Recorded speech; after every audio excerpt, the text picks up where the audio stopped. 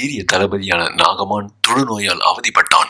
இஸ்ரவேல் தேசத்திலிருந்து சிறைபிடித்துக் கொண்டு வரப்பட்டிருந்த ஒரு இளம் பெண் தொழுநோய் நீங்கும்படி சமரியாவில் உள்ள தீர்க்கதரிசியான எலிசாவை போய் பார்த்தால் நலமாயிருக்கும் என்று சொன்னாள்.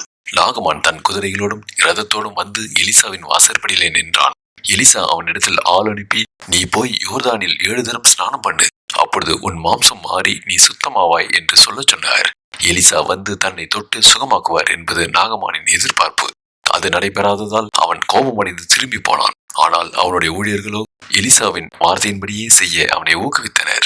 அதனால் நாகமான் எலிசாவின் வார்த்தையின்படியே செய்தபோது அவன் மாம்சம் சிறு பிள்ளையின் மாம்சத்தை போல மாறி அவன் சுத்தமானான்.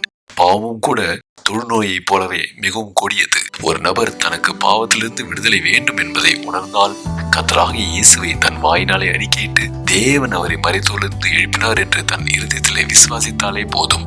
இந்த விசுவாசத்தை வெளியரங்கமாக தெரிவிப்பதே ஞானஸ்நானமாகிய அடையாளம்.